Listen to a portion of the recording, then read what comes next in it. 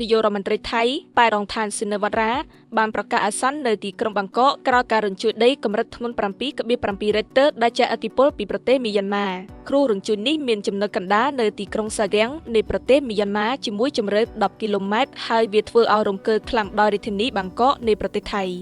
ឥទ្ធិពលដ៏ខ្លាំងនេះបណ្ដាលឲ្យអគារកម្ពស់ 30 ជាន់ដែលកំពុងសាងសង់ត្រូវបាក់រលំខណៈមានសេចក្តីរាយការណ៍បឋមថា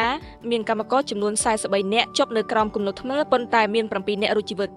ការសាយយ៉ាងងន់ថែមបានរាយការណ៍ថាមនុស្សយ៉ាងហោចណាស់ 20 នាក់បានបាត់បង់ជីវិតនៅក្នុងហេតុការណ៍ដួលរលំវិហារអ៊ីស្លាមស្វីហ្វុនសៀនក្នុងសង្កាត់មហាអូមេភាគខាងត្បូងទីក្រុងមេនដោលេបន្ទាប់ពីកើតមានគ្រោះរញ្ជួយដីដ៏ខ្លាំងក្លាកម្រិត 7.7 រ៉េកទ័រដែលបានវាយប្រហារនៅទូទាំងអាស៊ីអាគ្នេយ៍អ្នកជួយសង្គ្រោះម្នាក់បាននិយាយថាការរញ្ជួយដីបានកើតឡើងខណៈពេលដែលអ្នកគោរពបូជាកំពុងអធិដ្ឋាននៅក្នុងវិហារអ៊ីស្លាមដោយមានមនុស្សជាច្រើនបានជាប់ខ្លួនយ៉ាងហោចណាស់មនុស្ស 20 នាក់បានស្លាប់ហើយចំនួននេះអាចនឹងកើនឡើងសូមបញ្ជាក់ថាការរញ្ជួយដីនេះបានវាយប្រហារចំកណ្ដាលប្រទេសមីយ៉ាន់ម៉ានៅថ្ងៃសក្រទី 28 ខែមីនានេះដែលបណ្ដាលឲ្យមានការខូចខាតយ៉ាងច្រើនជាពិសេសនៅក្នុងទីក្រុងមេនដោលេគ្រោះធម្មជាតិដ៏អាក្រក់នេះបានជះឥទ្ធិពលយ៉ាងខ្លាំងនៅទូទាំងតំបន់អាស៊ីអាគ្នេយ៍ហើយប្រទេសដែលប៉ះពាល់ខ្លាំងបន្ទាប់ពីមីយ៉ាន់ម៉ាគឺប្រទេសថៃប្រទេសអាស៊ីអាគ្នេយ៍ផ្សេងទៀតដែលរងឥទ្ធិពលដោយសាររញ្ជួយដីនេះមានដូចជាវៀតណាមនិងឡាវខណៈនៅឯចិននិងឥណ្ឌាឯណោះក៏រង្គើតិចៗដែរប៉ុន្តែមិនធ្ងន់ដូចនៅថៃនិងមីយ៉ាន់ម៉ាទេ